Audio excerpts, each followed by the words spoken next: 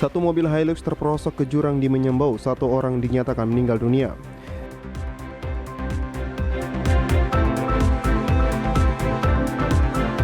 Sekda Papua Barat menyampaikan pembayaran TPP akan direalisasikan 1 September.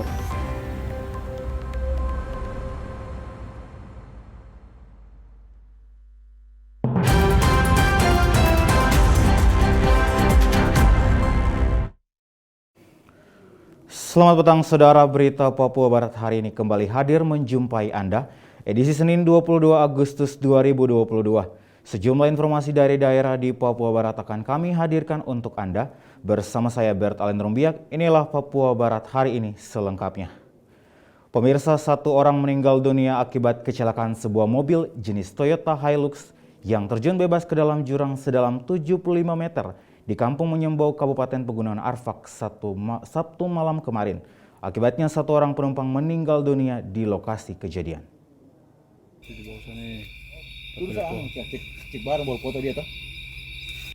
Satu dari 3 penumpang mobil tersebut ditemukan dalam kondisi meninggal dunia di lokasi kejadian pada Sabtu 20 Agustus 2022 di distrik Menyembau, Kabupaten Pegunungan Arfak. Mobil jenis Toyota Hilux terjun ke jurang sedalam 75 meter. Setelah mendapat laporan dari masyarakat, tim SAR Manokwari bersama Polsek Warmare dibantu personil TNI Angkatan Laut Manokwari langsung menuju ke lokasi untuk melakukan evakuasi saat itu juga. Namun evakuasi yang dilakukan pada Sabtu malam sempat terhalang oleh sekelompok warga yang melakukan pemalangan jalan. Dan tim Basarnas Manokwari Pradikat Edo Suherlin mengatakan proses evakuasi satu korban meninggal dunia baru dapat dilakukan pada Minggu 21 Agustus 2022 sekitar pukul 11.45 menit dan korban meninggal dunia sudah dibawa menuju ke Rumah Sakit Pratama Warmare. Selanjutnya pihak dari Basarnas Manokwari terus melakukan koordinasi bersama Polsek Warmare dan instansi terkait agar selanjutnya korban dibawa menuju ke Rumah Sakit Umum Daerah Manokwari. Kami tim rescue dari Basarnas Manokwari beserta potensi kami dari Polsek Warmare dan dari Pasarkan TNI AL.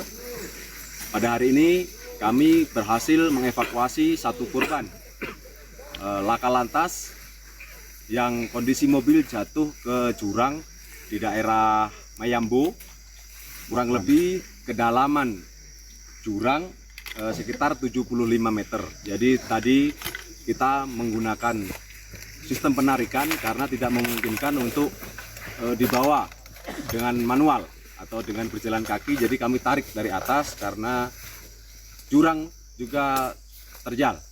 Jadi sementara perkembangan dari lokasi kejadian musibah bahwa hari ini kami berhasil mengevakuasi satu korban dengan kondisi MD.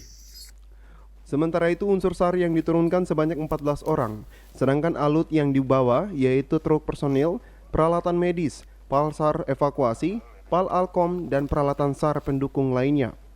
Tim Liputan TVRI Papua Barat melaporkan.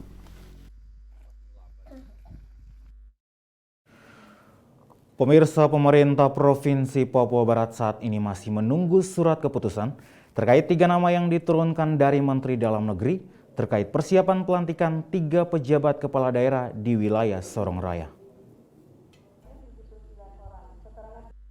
Hal tersebut disampaikan Sekda Papua Barat usai memimpin apel gabungan yang dilaksanakan di lingkup pemerintah Provinsi Papua Barat terkait 3 nama yang sudah beredar di media.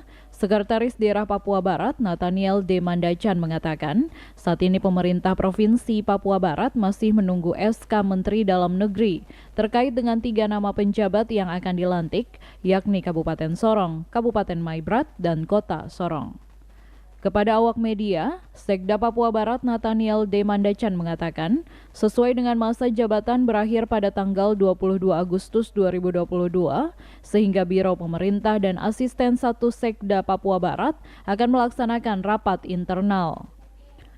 Untuk pembahasan acara pelantikan yang akan dilaksanakan pada tanggal 23 atau 24 Agustus 2022. Sedangkan untuk jalannya pemerintahan, maka 3 sekda di daerah tersebut akan menjalankan tugas mereka sebagai pelaksana harian hingga pelantikan penjabat resmi dilakukan. Itu yang kemarin Kemarin sudah Kemarin tidak jadi karena Tidak jadi, ya? pesawat sebentar ini ada apa namanya Biro PEM dengan asisten satu kita rapatkan karena rapat kemarin sudah di Sorong juga sudah dilakukan APD, jadi sambil rapat untuk persiapan pelaksanaan. Kalau pelaksanaan kan sudah biasa, tempatnya pasti kalau ini di apa namanya gedung PKK. hari ini rapat lagi, Pak? Sudah tidak, hanya secara internal saja asistennya. Lebih lanjut disampaikan, untuk radiogram dari Kementerian Dalam Negeri, Sekda belum mendapatkannya, sehingga ia belum mengetahui pejabat siapa saja yang akan dilantik. Mendagri kan, ya Pak DG Mendagri saya juga belum baca itu tentang nama itu, tapi yang keluar di medsos ya itu. Jadi berdoa saja apakah itu atau bukan. Menurut Sekda kira-kira sudah ada informasi terkait dengan nama itu berapa persen? Belum ada informasi dari Mendagri tentang itu, tentang siapa-siapa itu belum. Tapi ya saya juga heran sudah ada di medsos. Untuk saat ini, OPD teknis akan melaksanakan rapat internal untuk membahas pelaksanaan pelantikan yang akan dilaksanakan di gedung auditorium PKK dan juga menetapkan waktu pelaksanaan pelantikan pejabat 3 daerah yang berada di wilayah Sorong Raya.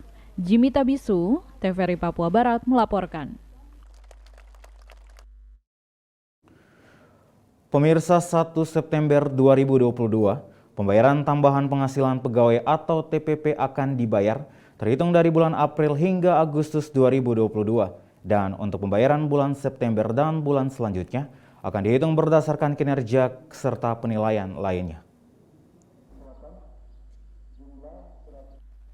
Hal tersebut disampaikan Sekda Papua Barat Nathaniel D. Mandacan pada apel gabungan yang dilaksanakan pada Senin 22 Agustus 2022. Kepada OPD terkait seperti Badan Kepegawaian Daerah, Badan Pengelolaan Keuangan dan Aset Daerah, Biro Organisasi dan Bapeda untuk melakukan konsultasi ke Kemendagri agar 1 September TPP bisa dibayar.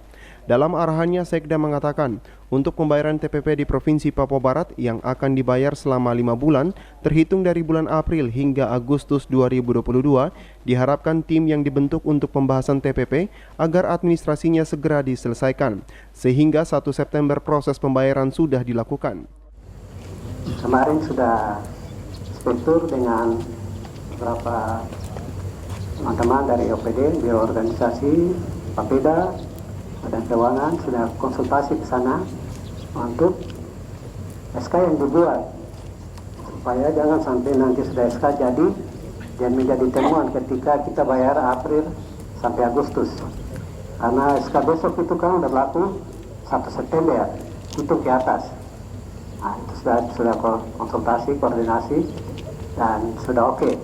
Nah, tinggal BKD, Biro Organisasi, Bapeda juga dan tim itu untuk administrasinya segera diselesaikan. Mungkin ada mau konsultasi juga ke Biro Ortala di Jakarta, Kemendagri, silakan segera sehingga 1 September sudah dibayar. Ya. Lebih lanjut disampaikan untuk pembayaran bulan September tahun 2022, pembayaran akan dibuktikan dengan administrasinya. Absen dan juga kinerja akan dinilai. Diharapkan kepada pimpinan OPD dapat memperhatikan tugas yang diberikan kepada pegawai. Jadi pembayaran itu tidak hanya bayar saja, tapi dibuktikan dengan administrasinya. Sebab kalau tidak nanti yang membayar itu kena. Dasar kau membayar ini dari mana? Nah, kita kemarin bertahan agak lama itu karena kita tidak mau juga diperiksa menjawab hal yang sebenarnya tidak perlu dijawab. Nah, jadi esok itu September ke atas itu sudah beda dengan sebelum-sebelumnya. Sebelumnya kan pengket saja, terus esok itu dihitung juga tentang apa yang dikerjakan dan sebagainya. Diharapkan juga semua pegawai harus berperan aktif dalam menjalankan tugas, sehingga selain absen yang dinilai, kinerja juga akan dinilai, sehingga tidak ada permasalahan dalam pemberian TPP. Jimmy Tabisu, TVRI Papua Barat melaporkan. Realisasi belanja Pemda Teluk Bintuni tahun 2021 mencapai 1,7 triliun lebih dari anggaran belanja yang ditetapkan sebesar 2 triliun lebih. Hal ini dilaporkan Bupati Teluk Bintuni, Petrus Kasihiu, saat sidang paripurna pertanggungjawaban anggaran pendapatan dan belanja daerah tahun 2021 di DPRD pada Jumat 19 Agustus 2022. Bupati mengatakan, anggaran pendapatan dan realisasi pendapatan berkisar di angka 1,8 triliun lebih, dengan surplus defisit capai minus 135 miliar lebih. Laporan realisasi anggaran dijelaskan Bupati, mengungkapkan kegiatan Pemda terhadap ketaatan pada anggaran dan belanja daerah yang menggambarkan perbandingan antara anggaran dengan realisasi dalam satu periode pelaporan. Di antaranya pendapatan laporan realisasi anggaran, belanja, transfer, surplus defisit, LRA, terima pembiayaan, sisa lebih kurang pembiayaan anggaran. Laporan realisasi anggaran diuraikan sebagai berikut. Pertama, anggaran pendapatan sebesar 1.818.991.714 rupiah. Realisasi pendapatan sebesar 1.956.386.74 rupiah. Kedua, anggaran belanja sebesar 2.120.449.439 rupiah. Realisasi belanja sebesar 1.190.192.092.036,65 rupiah. Surplus sebesar atau defisit, saya ulangi, surplus defisit mengalami minus 135.839.914 rupiah poin 05. Bupati menjelaskan, laporan pertanggungjawaban terkait realisasi APBD tahun 2021 sudah melalui tahapan pemeriksaan yang dilakukan oleh Badan Pemeriksa Keuangan Republik Indonesia. Di samping itu, Bupati menuturkan, pedoman penyusunan laporan pertanggungjawaban ini mengacu pada Peraturan Pemerintah Nomor 71 Tahun 2010 tentang Standar Akuntansi Pemerintah. Pada kesempatan ini, saya menyampaikan terima kasih yang setulus-tulusnya dan penghargaan yang setinggi-tingginya kepada Saudara Ketua DPRD Kabupaten Teluk Bintuni, saudara-saudari Wakil Ketua DPRD, para ketua-ketua fraksi, dan para anggota DPRD Kabupaten Teluk Bintuni, pada Bapak Perda dan Badan Anggaran DPRD Kabupaten Teluk Bintuni.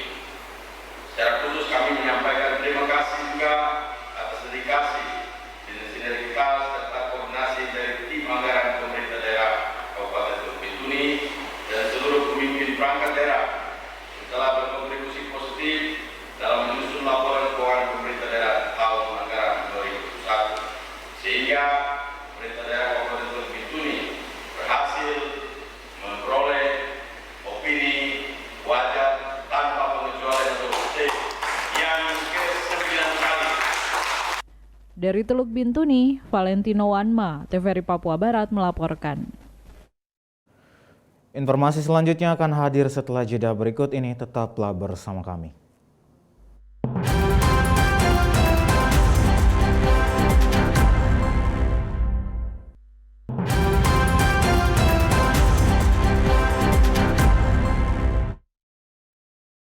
Terima kasih Anda masih bersama kami. Saudara, apel gabungan di lingkup Pemda Manokwari pada Senin 22 Agustus 2022 Bupati Manokwari kembali mengingatkan pegawai negeri sipil untuk tetap disiplin dalam menjalankan tugas dan tanggung jawab.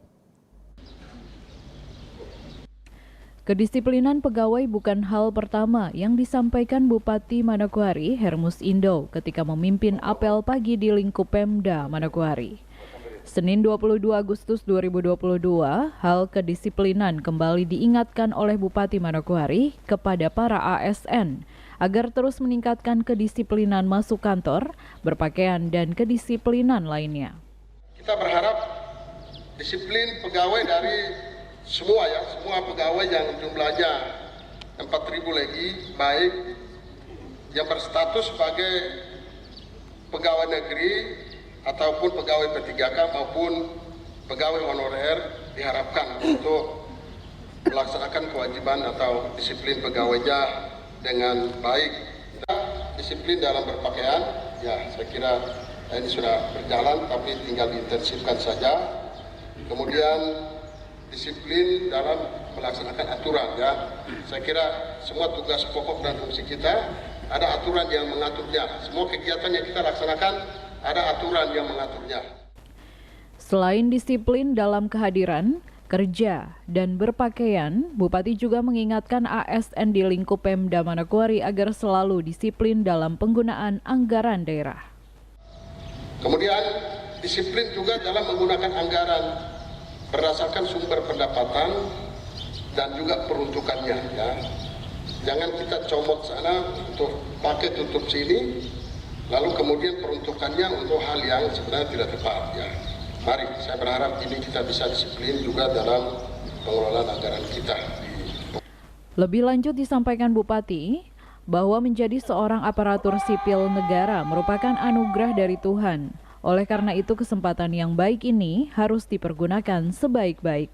Arina Irianan, TVRI Papua Barat melaporkan.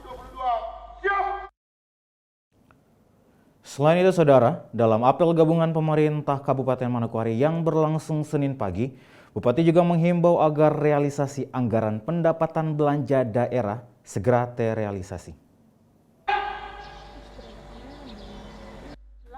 Realisasi anggaran pendapatan belanja daerah APBD Kabupaten Manokwari tahun 2022 di bulan Agustus ini mestinya terrealisasi secara keseluruhan di setiap OPD, mengingat saat ini telah berada di bulan ke-8. Oleh sebab itu, Bupati Manokwari Hermus Indo dalam amanahnya pada apel pagi mengingatkan kepada seluruh OPD agar APBD tahun 2022 ini sudah dapat terrealisasi. Saya berharap daerah serap pelaksanaan APBD tahun 2022 ya realisasi belanja kita untuk di semua OPD supaya dikejar. Saya belum tahu kira-kira persentase daya serap kita di tahun ini berapa kalau BPKAD untuk semua. Nah ini harus dikejar ini, ya, supaya jangan kita sistem SKS di bulan Desember dan juga di bulan ya biasanya begitu, pegawai itu kan begitu. Dalam arahannya, Bupati juga mengingatkan agar dalam pelaksanaan dan pertanggungjawaban pembangunan yang bersumber dari APBD Kabupaten Manokwari tahun 2022 agar menghindari laporan kegiatan fiktif. Ingin menegaskan terkait dengan pelaksanaan dan juga pertanggungjawaban kegiatan ya, pembangunan yang bersumber dari APBD tahun 2022. Dihindari, ya, tidak boleh ada kegiatan fiktif, ya, dalam semua pelaksanaan APBD kita. Kegiatan fiktif itu adalah kegiatan yang tidak dilaksanakan tapi dibuat seolah-olah secara administratif ada. Dan itu kita menipu diri kita sendiri, menipu rakyat dan juga menipu Tuhan. Jadi kegiatan fiktif itu kegiatan pembohongan. Arina Irianan, TVRI Papua Barat melaporkan. Saudara Ketua Lembaga Masyarakat Adat 7 Suku Kabupaten Teluk Bintuni, Martin Wersin meminta kepada Pemda Teluk Bintuni untuk secepatnya menetapkan pejabat Sekda Teluk Bintuni yang definitif. Pernyataan ini disampaikan Wersin sebagai wujud peduli atas kondisi birokrasi di Pemda Teluk Bintuni yang tengah menjadi sorotan publik lantaran jabatan Sekda sampai sekarang masih terkatung-katung. Dia menilai kondisi tersebut seharusnya tidak boleh dibiarkan berlarut-larut karena peraturan perundang-undangan yang berlaku sudah jelas mengatur terkait limit waktu pejabat pelaksana tugas. Oleh sebab itu, selaku mitra pemerintah, Wersin pun memandang pihaknya perlu menyampaikan masukan dan saran kepada pimpinan daerah guna mencegah terjadinya hal-hal yang tidak diinginkan. Kita bicara berkaitan dengan sekda. Sekda itu kami lihat dari waktu ke waktu ini masih belum definitifkan. Jadi kami dari lembaga adat ini juga dihimbau kalau memang sudah sesuai dengan aturan, sesuai aturan pemerintah dan jangka waktu tertentu jabatan sekda PLT kalau sudah sesuai dengan waktu sudah pas dengan waktu harus didefinitifkan. Sekda ini bekerja itu tidak bisa ada batas-batas, dia sudah bekerja semaksimal mungkin. Terkait jabatan PLT Sekda yang diemban Frans Nicholas Awak, Wersin menilai yang bersangkutan sangat pantas ditetapkan sebagai pejabat definitif. Selain sudah menjabat sebagai pelaksana tugas selama 2 tahun, Frans Awak pun dinilai berpengalaman di pemerintahan. Dengan demikian, Wersin menegaskan tidak ada yang salah apabila Frans Awak dilantik sebagai Sekda definitif. Orang itu nih, PLT sekarang ini, itu ya kan sudah yakin orang sudah bisa, sudah cukup lama berkecimpung dalam pemerintahan, dan dia sudah sangat berpengalaman, dan saya yakin dia pasti bisa melakukan sesuatu di pekerjaan sekda di dunia. Dan itu kami pasti dia kalau dia buka diri kan pasti bantu untuk berikan masukan bagaimana kita perkembangan kabupaten ini, perkembangan pemerintahan ini, yang pekerjaan-pekerjaan yang intinya itu kesejahteraan masyarakat itu. Dan itu Untuk diketahui, Surat Edaran Kepala BKN nomor 1/SE/Angka Romawi 1/2021 tentang kewenangan pelaksana harian dan pelaksana tugas dalam aspek kepegawaian mengatur jelas soal limit waktu pejabat pelaksana tugas. Dalam surat edaran itu disebut bahwa PNS yang ditunjuk sebagai pelaksana tugas melaksanakan tugasnya untuk paling lama 3 bulan dan dapat diperpanjang paling lama 3 bulan. Dari Teluk Bintuni, Valentino Wan, Mata VRI Papua Barat melaporkan. Saudara, pembangunan pasar darurat Wosi yang dimulai pengerjaannya di bulan Mei lalu rencananya akan rampung pada bulan September dan akan diresmikan oleh Bupati Manokwari. Pembangunan pasar darurat Wosi oleh pemerintah Kabupaten Manokwari dengan rencana anggaran belanja sebesar 13 miliar rupiah dengan konstruksi baja CNP saat ini telah berada pada tahap pemasangan rangka dan telah dilakukan pengecoran lantai. Pelaksana BPBD Kabupaten Manokwari Tajudin Senin pagi usai apel pagi di kantor Bupati menjelaskan pengerjaan pasar darurat awalnya sempat tertunda akibat bahan bakunya yang didatangkan dari luar Papua Barat. Namun saat ini pembangunan tengah berlangsung dan direncanakan akan dirampungkan di bulan September. Sudah di Manokwari, jadi kita target paling tidak akhir September bisa selesai, sudah 50%. Tapi itu yang lain itu kan tinggal pengecoran, tidak lama itu, tidak lama.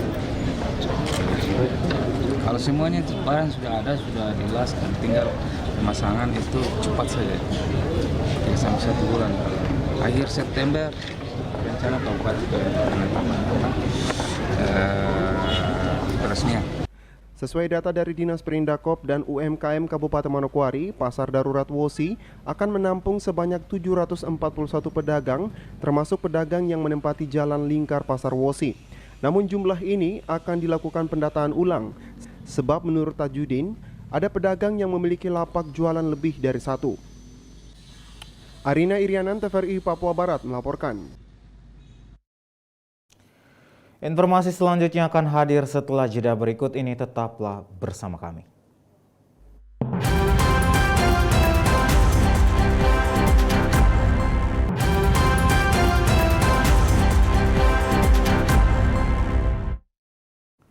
Terima kasih Anda masih bersama kami. Pemirsa, perusahaan luar negeri asal Republik Tiongkok Cina, Great United Petroleum Holding Company Ltd, dipastikan akan berinvestasi di kawasan ekonomi khusus Kabupaten Sorong. Kejelasan investasi dengan nilai puluhan triliun rupiah tersebut ditandai dengan penandatanganan kesepakatan bersama. Proses panjang menghadirkan investor asal Tiongkok di kawasan ekonomi khusus Kabupaten Sorong oleh PT Sino Consultant Investment Indonesia akhirnya berbuah hasil. Perusahaan asal Cina Grid United Petroleum Holding Ltd dipastikan akan segera memulai investasi di kawasan ekonomi khusus Kabupaten Sorong dengan bekerja sama dengan pihak PT Malamoy Olom Wobok selaku Persero Kabupaten Sorong dan PT Sino Consultant Investment Indonesia selaku konsultan perusahaan asal Cina tersebut. Kepastian berinvestasi pihak Grid United Petroleum Holding ditandai dengan penandatanganan kesepakatan bersama antara Presiden Direktur Grid United Petroleum dengan pihak PT Malamoy Olom Wobok dan PT Sino Consultant Investment Indonesia. Acara yang digelar secara hybrid tersebut disaksikan langsung oleh Bupati Sorong Joni Kamuru. Pihak pemerintah Tiongkok dan 3 direktur utama dari 3 perusahaan tersebut akan bekerja sama dalam investasi tersebut. Tak main-main, pihak perusahaan asal Tiongkok Grid United Petroleum Holding akan menggelontorkan anggaran awal sebesar 50 juta US dollar atau sebesar 745 miliar rupiah, lebih dari rencana anggaran investasi sebesar 79 triliun rupiah di kawasan ekonomi khusus Sorong tersebut. Bupati Sorong Joni Kamuru menyampaikan apresiasi dan terima kasihnya karena akhirnya penandatanganan MOU dengan investor terbesar asal Cina dengan 2 perusahaan di Kabupaten Sorong terrealisasi dengan baik. Selain itu, hal ini sebagai kado terindah di masa akhir jabatannya sebagai Bupati Sorong, di mana selama dirinya menjabat sudah banyak perusahaan luar negeri yang menjanjikan investasi, namun baru kali ini perusahaan asal Tiongkok Grid United Petroleum Holding yang dihadirkan oleh Sino Consultant Investment Indonesia dengan proses yang cepat menyatakan kesiapan mereka untuk berinvestasi di tanah Malamoy, Kabupaten Sorong, Papua Barat.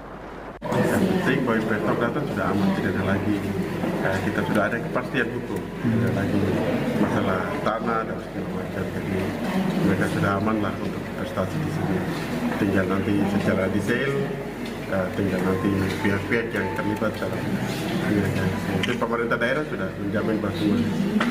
Saya kira akan sangat bermanfaat karena terkait dengan tenaga kerja, kemudian akan saling tukar pengalaman segala macam, dan mungkin juga tenaga kerjanya, tapi juga akan dididik dengan pengalaman dari pihak-pihak investor asing, investor lain yang terkait.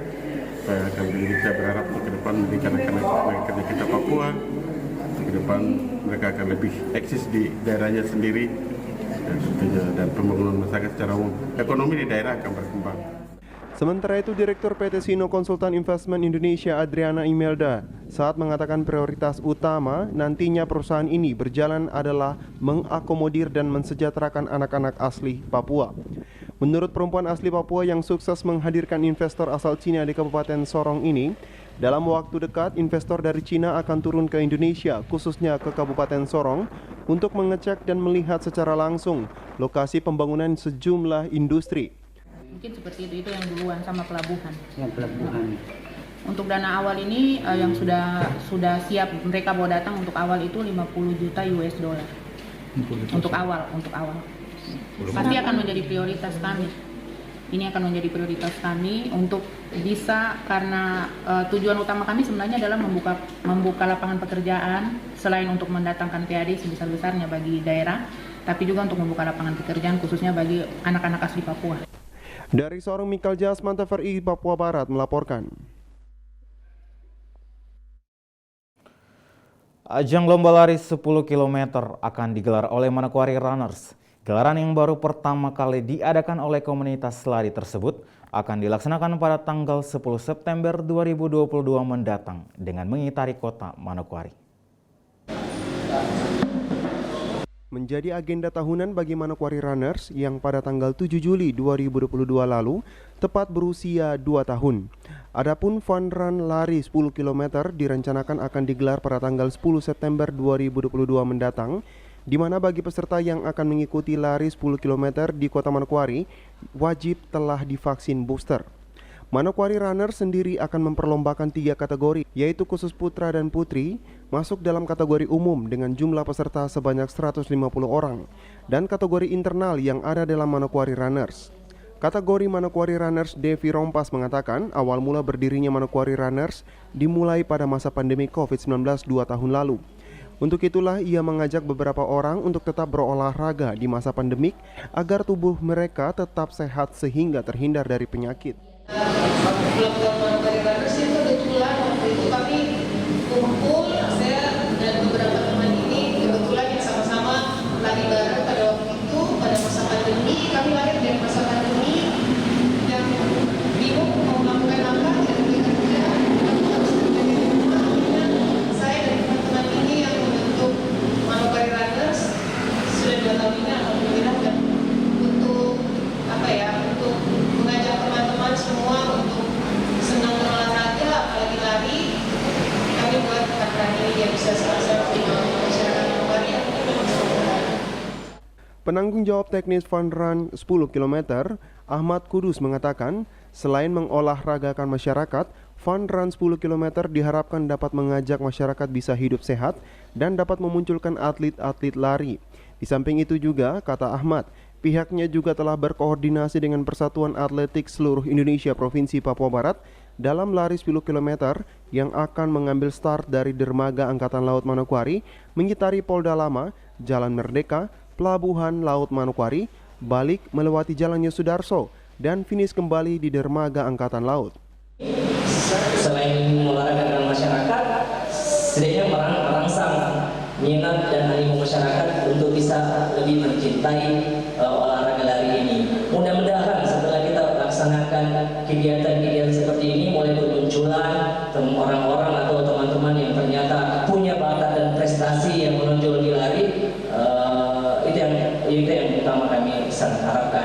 Di samping itu kita juga sudah koordinasi dengan Persatuan Atletik Seluruh Indonesia Provinsi Papua Barat yang diketuai oleh Bapak Hans Mandacan, dan kita sudah jadi kegiatan ini resmi juga di bawah PASI. Jadi kita sudah minta izin dan disetujui untuk dilaksanakan. Jadi sebelum kami buka pendaftaran, sebelum kami umumkan, kami koordinasi dulu dengan pihak PASI dan alhamdulillah disetujui kegiatannya dan kami berjalan bekerjasama dengan PASI. Adapun biaya pendaftaran lari 10 km sebesar Rp75.000. Di dalamnya peserta juga diberikan 1 buah jersey lari, snack, dan bagi peserta yang menyelesaikan lari 10 km hingga garis finish maka akan diberikan medali dan sertifikat. Natalino Kerewai, TVRI Papua Barat melaporkan. Saudara, sidang klasis GKI Teluk Bintuni ke-13 tahun 2022 dipastikan siap dilaksanakan pada tanggal 18 Oktober mendatang yang akan berlangsung di Jemaat GKI Via Dolorosa selama 4 hari. Kepastian pelaksanaan event 5 tahunan ini usai rapat antara Badan Pekerja Klasis GKI Teluk Bintuni bersama panitia pelaksana sidang ke-13 di Gereja Via Dolorosa Bintuni pada Jumat kemarin. Ketua Klasis GKI Teluk Bintuni, Pendeta Stephen Awi, yang dikonfirmasi usai rapat menjelaskan, kepastian waktu pelaksanaan sidang merupakan hasil koordinasi klasis bersama Sinode. Di mana Pendeta Awi menyebut pada bulan Oktober tidak hanya klasis Teluk Bintuni saja, melainkan sejumlah klasis di wilayah 12 juga melaksanakan sidang.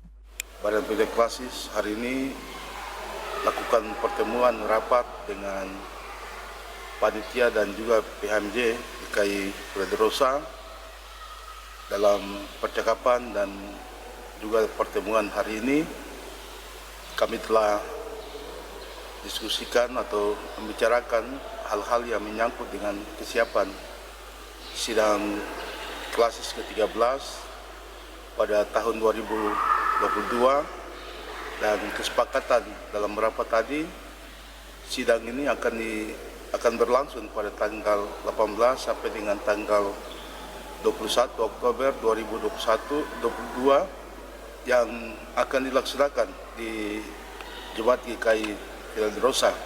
Pendeta Awi menambahkan, sidang klasis GKI Teluk Bintuni ke-13 sangat penting untuk dilaksanakan karena pada event tersebut akan dilakukan penyusunan program kerja serta pemilihan Badan Pekerja Klasis periode 5 tahun ke depan.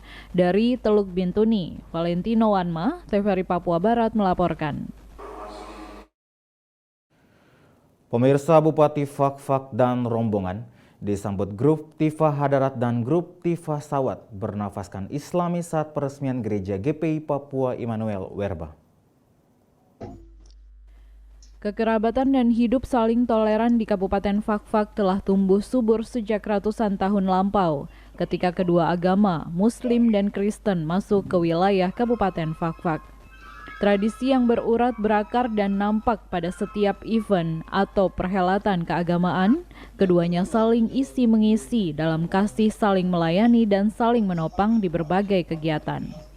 Pada Minggu 21 Agustus 2022, pada kegiatan peresmian Gedung Gereja GPI Papua Immanuel Werba, Distrik Fakfak Barat, Kabupaten Fakfak, Provinsi Papua Barat, hajat saudara Kristen Jemaat GPI Papua ikut diramaikan oleh saudaranya yang Muslim yang bermukim di kampung-kampung tetangga. Sesuai pantauan TVRI di lokasi, saat Bupati dan Wakil Bupati Fakfak dan rombongan tiba di gapura pintu masuk Kampung Werba Utara, keduanya disambut grup Tifa Hadarat semata-mata bernuansa Islami. Tiba di depan rumah Kepala Kampung Werba Utara, Bupati Fakfak Untung Tamsil dan Wakil Bupati Fakfak Yohana Dina Hindom dikalungi tomang khas Fakfak. Hal ini juga kepada Wakil Ketua Majelis Rakyat Papua Barat yang mulia Krilus Adopak dan juga kepada Kepala Distrik Fakfak Barat Ilham. Di depan rumah tokoh gereja almarhum Filipus Kabes, Bupati dan Wakil Bupati Fakfak disambut oleh grup Tifa Sawat juga masih bernafaskan Islami. Grup tari Tifa yang berakhir menjemput Bupati dan Wakil Bupati Fakfak memasuki ruang resepsi di Balai Kampung dan memasuki pelataran gedung gereja GPI Papua Immanuel Werba adalah grup tari Tumor. Seni tari dan Tifa yang masih tetap lestari walaupun zaman kini telah dipengaruhi aliran musik luar. Untuk itu, pemerintah wajib melakukan pembinaan dan memfasilitasi upaya pelestarian aset budaya bangsa ini agar tetap hidup dan lestari. Dari Fakfak, Frans Tamaela, TVRI Papua Barat melaporkan. Saudara, informasi tadi sekaligus menutup jumpa kita dalam Berita Papua Barat hari ini, edisi Senin 22 Agustus 2022. Mewakili seluruh kerabat kerja yang bertugas, saya Bertolin Rumbiak pamit undur diri dari hadapan Anda. Terima kasih atas kebersamaannya dan sampai jumpa.